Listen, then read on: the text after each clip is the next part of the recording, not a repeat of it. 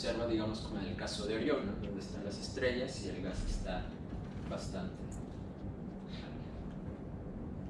Bueno, para la determinación de las condiciones físicas y abundancias químicas, pues una vez que ya tenemos el grid de modelos, lo que se puede hacer es extraer las líneas de emisión que se están prediciendo a través de los modelos, las líneas que me interesan, para luego utilizar o resolver mediante alguna herramienta y determinar las condiciones físicas como temperatura y densidad. Y pues bueno, la temperatura y densidad electrónica se calculan según los diagnósticos típicos. Les mostraré un ejemplo enseguida.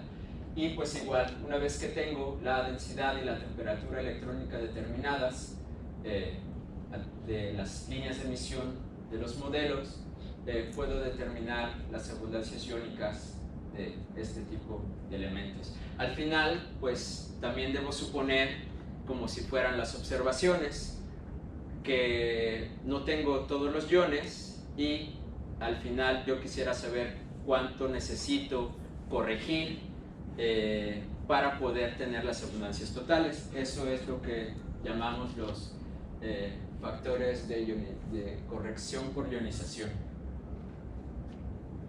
Y bueno, rápidamente, para determinar la temperatura y la densidad, pues se utilizan cocientes de líneas. En el caso del ion del oxígeno 2 veces ionizado, aquí tenemos un diagrama gaussiano, en donde usualmente se utiliza para determinar este cociente la temperatura electrónica que representa la zona en la cual se encuentra el oxígeno 2 veces ionizado.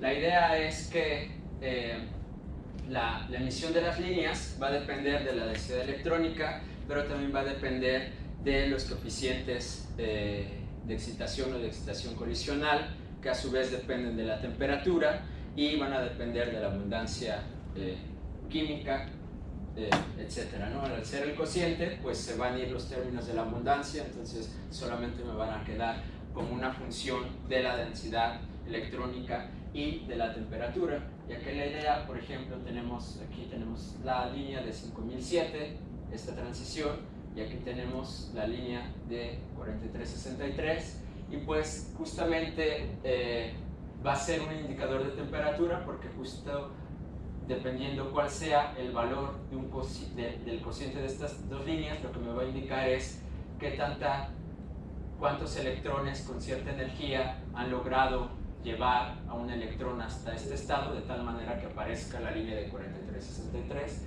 y así, mientras yo vaya viendo cómo se comporta este cociente, puedo determinar o estimar la temperatura electrónica.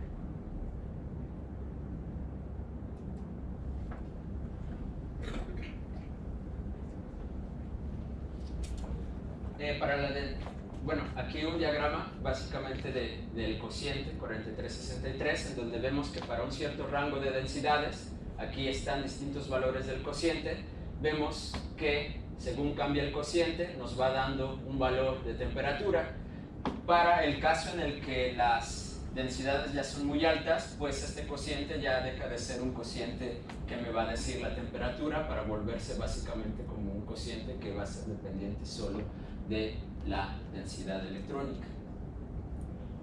En el caso para determinar la densidad, hay que buscar cocientes que tengan, bueno, iones que tengan este tipo de arreglo atómico o de niveles. Aquí las líneas que están involucradas son 6731 y 6716, estas dos líneas. Aquí la idea es que como estos dos niveles están muy cerca entre sí, su energía es muy similar, por lo tanto, al hacer el cociente, la dependencia en temperatura electrónica pues se va a ir, porque básicamente se requiere la misma energía para llegar a este nivel, que al final pues me va a dar como resultado la emisión de estas dos líneas. Y de este modo,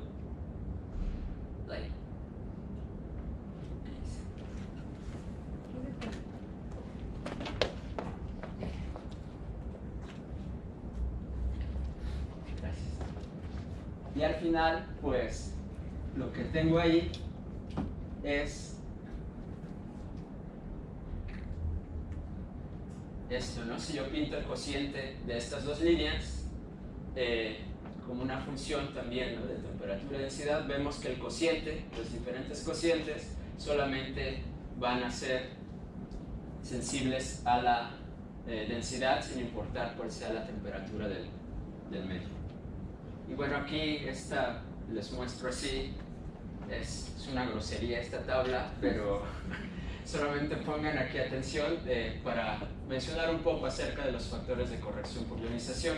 La idea es que para yo determinar la abundancia total respecto al hidrógeno, lo ideal es que yo tuviera cuánto hay de cada uno de los iones que están presentes. Desafortunadamente, rara vez se cuenta, ¿no?, o se puede asegurar que uno tiene todos los iones, así que uno debe utilizar un cierto factor que me va a corregir por esa falta de información que yo no tengo a través de las observaciones. Pues bueno, aquí las formulitas que se suelen utilizar para distintos elementos en este artículo delgado y claro. Bueno, una vez que yo tengo determinadas todas estas cantidades, lo que yo quiero saber es si todos mis modelos están representando la realidad o lo que yo estoy observando. Para ello utilizo las observaciones, son mi restricción. En este caso, para saber qué modelos son realistas, he utilizado esta muestra que son regiones H2 galácticas y extragalácticas, compiladas por Carla, y que tienen metalicidades que cubren justo el rango que yo inicié para mi grid de modelos. Aquí tenemos las observaciones, cada una de estas son las observaciones. Tenemos aquí, este es un diagrama que me ayuda a determinar si la fotoionización domina en las regiones ionizadas o otros procesos como choques, por ejemplo. En este caso, lo que tengo aquí es el logaritmo de la línea del oxígeno 5007 partido sobre H alfa, y en este lado tengo el logaritmo de la línea 6584 del nitrógeno de una vez ionizado partido por H alfa.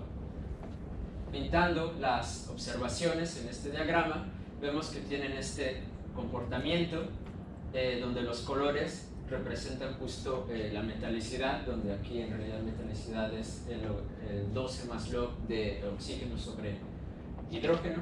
Y bueno, lo que utilizo pues es pintar y marcar básicamente una región en este plano que esté representando justamente el comportamiento de las regiones H2.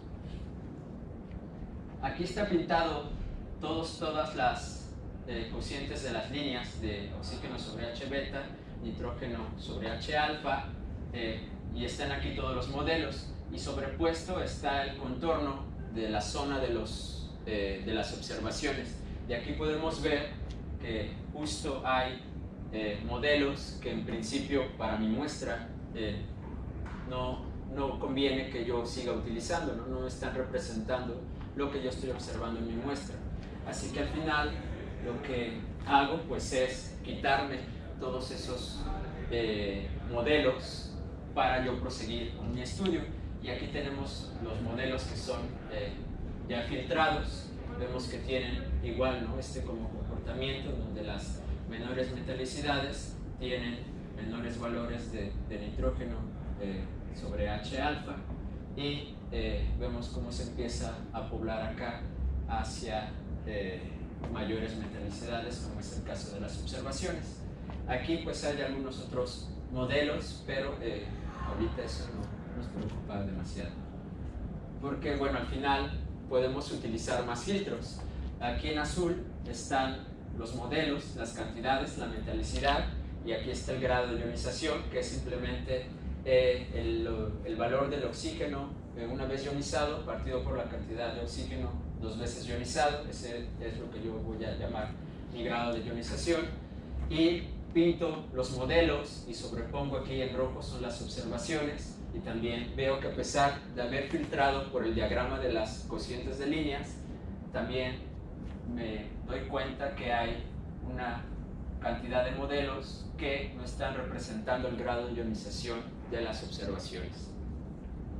Hago lo mismo para el comportamiento del cociente del nitrógeno sobre oxígeno como función de la metalicidad. Y bueno, aquí si no hubiera filtrado antes, habrían unos modelos por acá que estarían representando los modelos de n sobre O de menos 0.5, pero a pesar de hacer el filtro, sí hay algunos otros que en principio pues tampoco están siendo representados por las observaciones. Así que pues utilizo varios filtros para poder tener una muestra de modelos más representativa de las observaciones.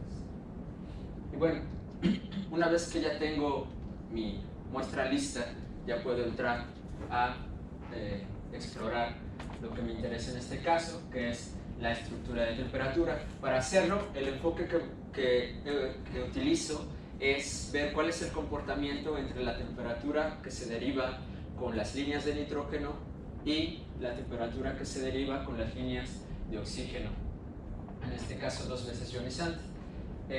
Aquí como ejemplo tenemos el diagrama de la temperatura del nitrógeno como función de la temperatura del oxígeno 2 veces ionizado. Es lo mismo para los dos casos, pero lo que cambia de una a otra, aquí las líneas azules es la igualdad, y aquí es una línea típica de una relación de un trabajo en el cual se escala la temperatura del nitrógeno como función de la temperatura del oxígeno cuando no se pueden tener ambas, solamente por referencia.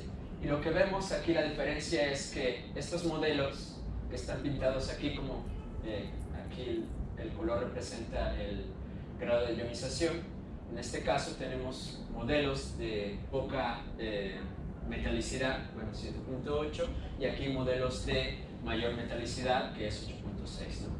Y lo que vemos pues es un poco lo que esperamos. Mientras más metales existen en la región, pues mayor va a ser el enfriamiento, es decir, hay más probabilidad de que se escapen, ¿no? Las líneas que dan como resultado estos elementos, y tenemos temperaturas bajas, ¿no?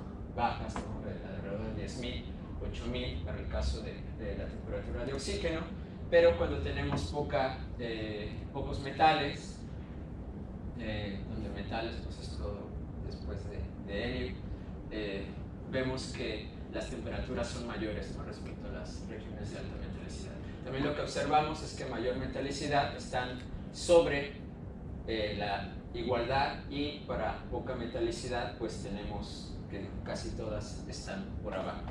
Esto se explica porque justo si nosotros nos fijamos en cómo es la estructura de ionización, podemos explicar más o menos cómo está esto. Aquí tengo pintada la fracción de ionización para distintos iones: oxígeno más, oxígeno 2 veces ionizado, nitrógeno 1 vez ionizado, cloro 2 veces ionizado, azufre 2 veces ionizado.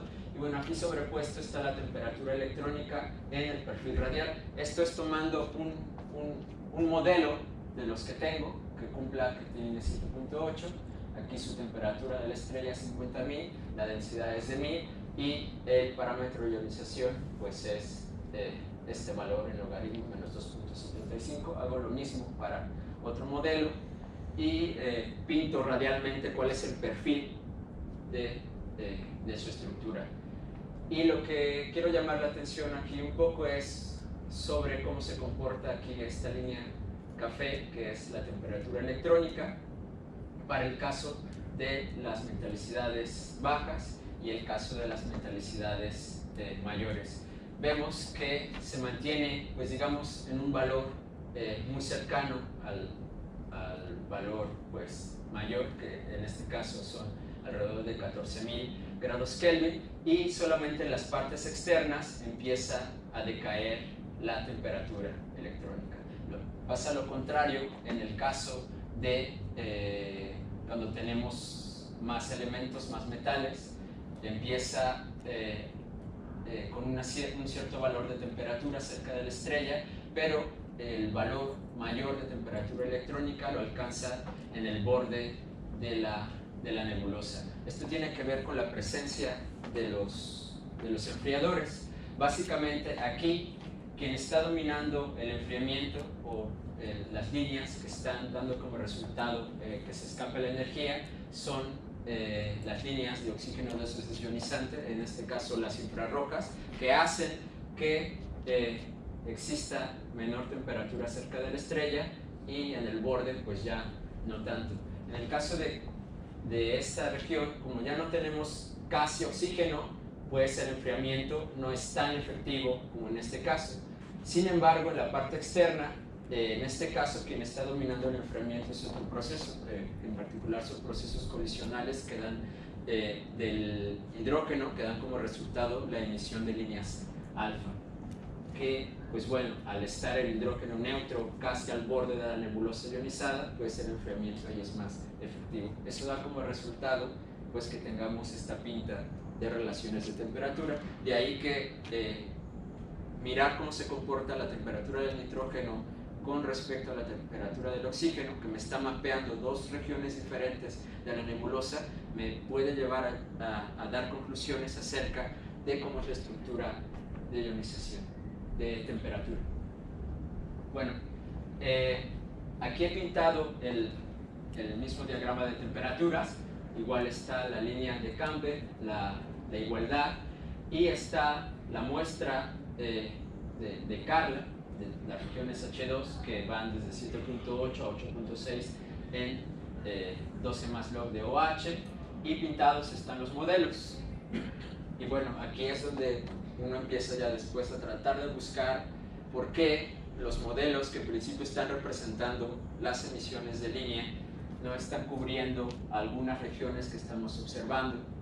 Eso quiere decir que puede haber efectos o procesos en nuestras suposiciones que no están reproduciendo exactamente lo que queremos. Vemos justo, ¿no?, esta tendencia con la metalicidad de las temperaturas, menor temperatura para las regiones de mayor metalicidad, y aquí tenemos las de menor metalicidad con mayores temperaturas. Y las observaciones igual tienen esta tendencia, ¿no?, en color, que es la metalicidad. Una forma de resolver o tratar de descubrir qué es lo que está pasando con estas regiones H2 que tienen temperaturas de nitrógeno mayores a las que en principio se espera según los modelos que les he contado antes, es utilizar modelos más complejos, en el sentido de que se pueden agregar una componente de alta densidad a modelos que tienen densidades bajas. Esto lo que me va a llevar es a generar al final temperaturas de nitrógeno que van a subir más de lo esperado. Esto tiene que ver porque si nosotros regresamos al cociente de las líneas, cómo se comporta con la temperatura, va a haber un momento en el que, como veíamos, a ciertas densidades ya no funciona como cociente para determinar la temperatura, sino que después se vuelve un cociente para determinar densidades. Es decir, hay un límite en el uso de la densidad. Bueno, hay un límite en la densidad para utilizar este cociente, de tal manera que lo que yo estoy obteniendo ya no es una temperatura pues real, y esto es debido a que hay procesos colisionales que ya no permiten que, una vez que el ion de oxígeno es excitado por una colisión, llega a la línea que va a dar como resultado 4363, si la densidad es muy alta, el tiempo que va a tardar el electrón en desexcitarse para dar una línea ya no va a ser suficiente, va a llegar otro electrón y se va a robar esa energía. Por lo tanto, ya no voy a tener los fotones necesarios para poder dar con certitud el valor de la temperatura. Aquí es justo lo que está pasando. Al yo meter una componente de alta densidad, genero que los procesos de colisiones sean más importantes, y por lo tanto este cociente se va en la dirección de que me aumenta la temperatura de nitrógeno. ¿Qué es lo que está pasando aquí? En este caso, aunque yo meta una pequeña cantidad de alta densidad, aquí estoy mezclando modelos con densidades de 100 y de 10.000, aunque yo meta una pequeña cantidad, casi nada, eso es suficiente para que me dé un sesgo hacia temperaturas mayores. Y de alguna manera eso podría explicar, o podría ser una explicación para estas regiones, que probablemente en su conjunto, como región H2, tenga inclusiones de alta densidad, y justo donde yo estoy poniendo mi rendija para integrar, pues estoy teniendo esa emisión. Aquí otro ejemplo.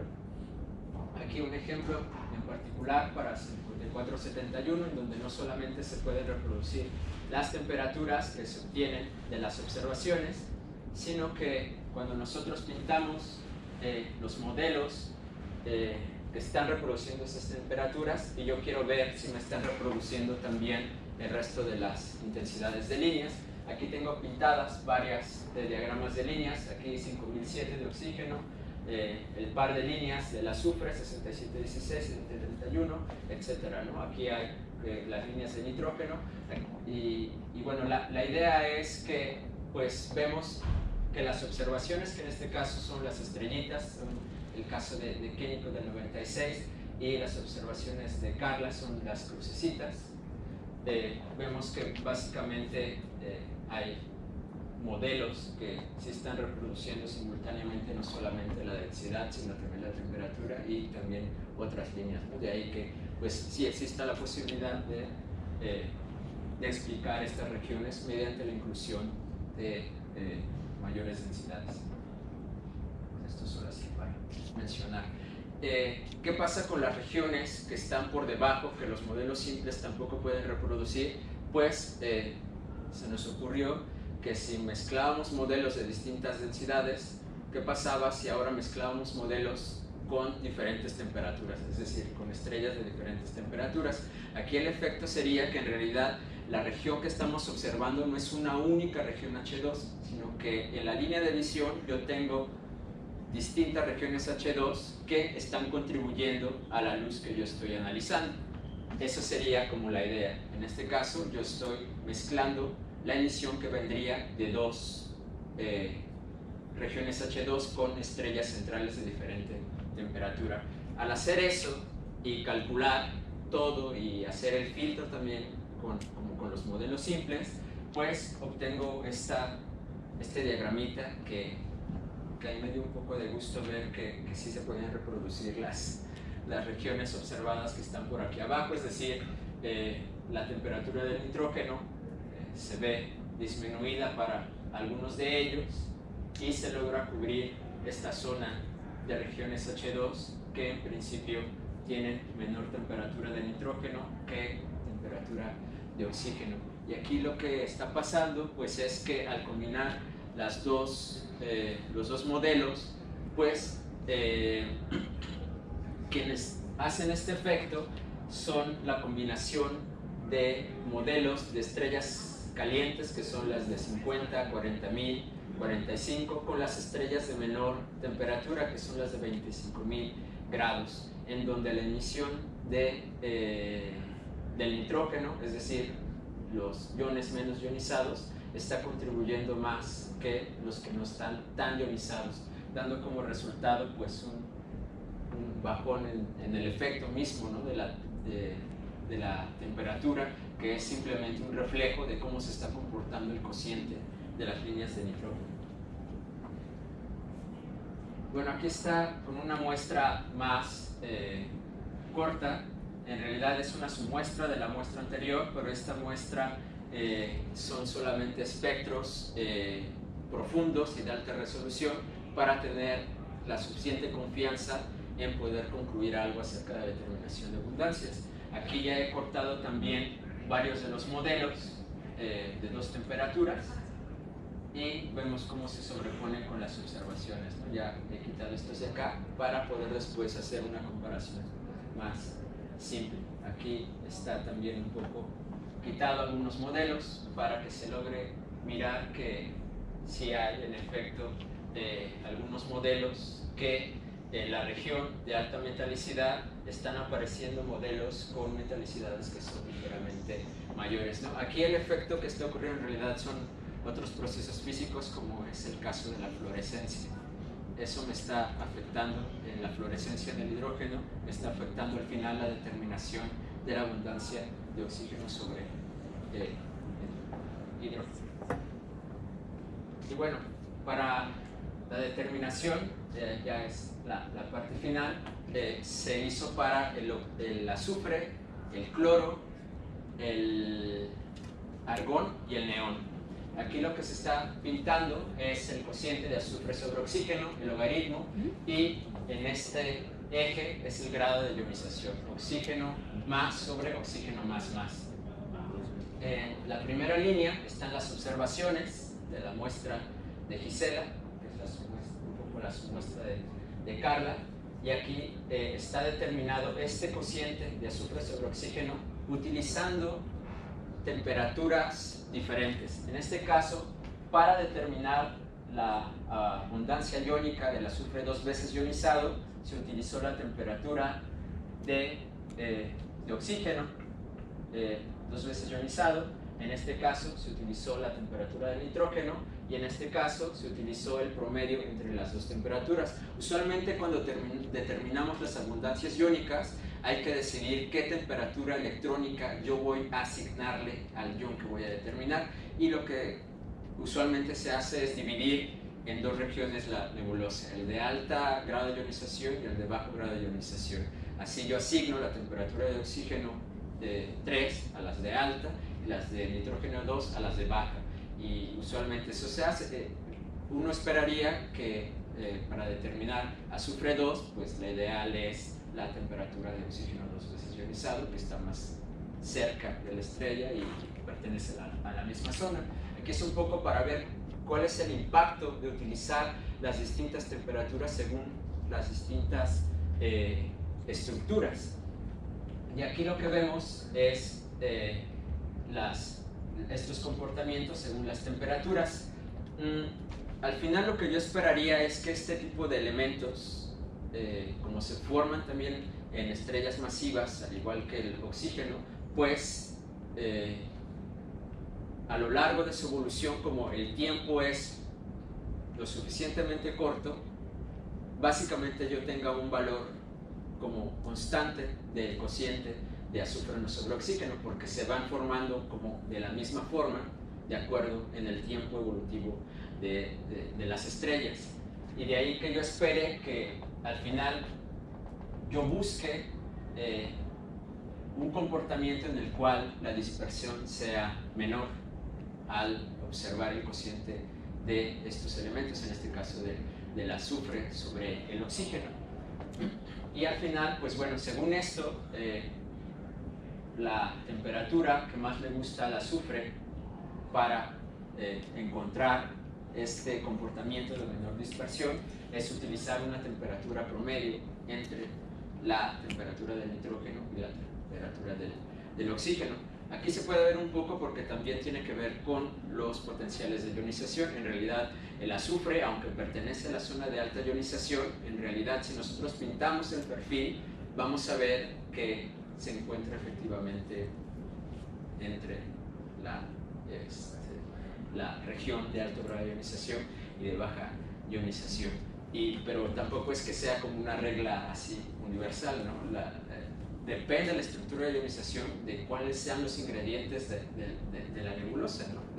De sus enfriadores, de la estrella, etc. De ahí que con los modelos se trata de buscar un comportamiento en general, y según este comportamiento en general, pues aquí tenemos los modelos simples, es decir, una sola estrella, y vemos básicamente este comportamiento utilizando justo la temperatura de oxígeno. La dispersión es baja, no así con el caso de las observaciones, y aquí tenemos un comportamiento sí, un poco similar al caso de las observaciones, y también aquí en el caso de utilizar la temperatura promedio, el comportamiento de los modelos simples tiene más o menos esta pinta, ¿no? Sí que se logra ver, no sé, por ejemplo, este comportamiento como que hay aquí un vallecito, ¿no? En las observaciones, también en los modelos. Aquí es el caso de los modelos combinados, en donde la dispersión aumenta un poco y se alcanzan a ver, ¿no? Este tipo de objetos que se bajan más, como en el caso de las observaciones, también en el caso de utilizar la temperatura de nitrógeno, y finalmente la promedio. En principio, pues hay que entender un poco qué está pasando aquí, porque puede ser que no sea un efecto justo de la estructura de temperatura, sino que hay que recordar que yo asumí unos ciertos valores de corrección por la determinación de estas abundancias. Eso quiere decir que quizás esos factores no sean también los más adecuados para darme al final, pues, la menor dispersión posible, ¿no? Porque según, no sé, por ejemplo, aquí los modelos, la dispersión más o menos uno hacia ojo puede mirar que pareciera que es mejor en el caso de utilizar la temperatura de oxígeno en lugar de utilizar la promedio, ¿no? Según los modelos, ¿no? Las observaciones pues están privilegiando un poco. Aquí la idea es al final también observar que los modelos están reproduciendo los comportamientos de las observaciones, incluso al heredarse en la determinación de las abundancias químicas. Tenemos aquí el caso del cloro, es lo mismo, se utilizan las distintas temperaturas. Al final es difícil definirse si es mejor utilizar la temperatura de cloro para la temperatura de nitrógeno para determinar la abundancia de cloro, o utilizar la promedio para este caso, ¿no? La dispersión básicamente es la misma. Pero lo que resulta aquí interesante es ver que también las observaciones, uno pensaría que para determinar la abundancia del ion del cloro 2 veces ionizado, pues uno tendría que utilizar también la temperatura del oxígeno, como usualmente se hace. Aquí con este ejercicio lo que uno muestra, y se ve incluso en los modelos, es que pareciera ser mejor la temperatura, utilizar también temperatura promedio, que me hace la dispersión poca, ¿no? Y también los modelos de Baca de 2 temperaturas, o los compuestos, reproducen un poco también este tipo de comportamiento en todos los casos. El caso del argón es un poco más difícil de mirar porque no se observa tanto. Sí que se ven como estas ramas en los modelos, tanto como en las observaciones, estas que van como creciendo aquí, se observan en todos los casos, y hay aquí también como un corte y otro comportamiento de grupo de observaciones y de modelos, pero igual no hay como en ninguno de los casos de los modelos hay esta como tendencia de objetos de alta metalicidad que vayan a valores mayores de argón sobre oxígeno, y igual las dispersiones no son tan altas como se observan en las observaciones. En el caso de este panel, pues vemos que la dispersión aquí, según los modelos simples, es un poquito, también en el caso de la alta, de 2 temperaturas, y bueno, aquí es un poquito más difícil sacar conclusiones. Tenemos el caso del neón, que es una cosa así terrible. Aquí en realidad, pues lo que está pasando es que muy probablemente el factor de corrección que se está utilizando pues no es el adecuado, ¿no? Porque también yo esperaría que igual como el resto de los elementos que se forman en compañía del oxígeno, como en la misma tasa, fueran también así una cosa constante con la ionización. Y no, pero lo curioso es que lo que pasa en las observaciones también se mira justo en los modelos, ¿no? Esto nos habla de que de que no es justo una cosa de estructura de temperatura, ¿no? Sino que al haber estado utilizando los mismos ICFs, pues heredan los mismos comportamientos aquí. Y bueno, ya termino, estas son las conclusiones. Y bueno, entender la física de las regiones fotoionizadas en general y en particular de las regiones H2, pues nos permite hacer pues estudios más complejos a diferentes escalas, ¿no? Desde el comportamiento local de la formación estelar hasta la determinación de helio primordial, que tiene su impacto en los modelos pues, del universo a gran escala. Y bueno, una manera de emprender estos estudios es utilizar los códigos de fotoionización, siempre en conjunto de observaciones, que son las cosas, ¿no? Es como los que nos van a decir si estamos bien o por dónde hay que seguir el camino en este proceso iterativo de modelos.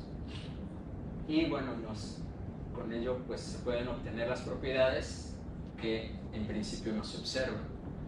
Y bueno, también los códigos, como vimos, pues nos pueden ayudar a hacer estudios detallados de un solo objeto extendido, una cosa en particular, como de tratar de investigar por qué tiene una temperatura de nitrógeno anómala, ¿no? Esta región de 54 a 71, M101, etcétera, ¿no? Y bueno, también los modelos pues son un método para determinar abundancias químicas cuando no tenemos todas las cosas que quisiéramos, como las temperaturas o todos los grados de ionización. Pues los modelos nos pueden ayudar a llenar esos vacíos.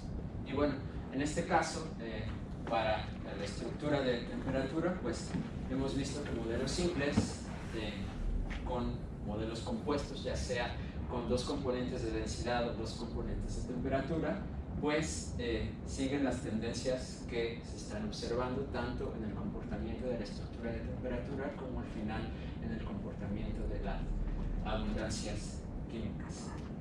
Y bueno, también con esto se puede confirmar que los ICFs, que bueno, no lo mencioné, pero estos ICFs utilizados en realidad fueron hechos también a partir de modelos de fotoionización, pero la muestra fue pensada para nebulosas planetarias. Entonces, a pesar de que son hechas para planetarias, vemos que en muchos de los casos pues sí funcionan, porque sí tenemos este comportamiento como constante, pero quizás estas dispersiones o fluctuaciones que vemos son el reflejo de que no todos están funcionando, ¿no? Como en el caso del neón, ¿no? Donde definitivamente no se observa eso. Y bueno, con eso termino. Gracias.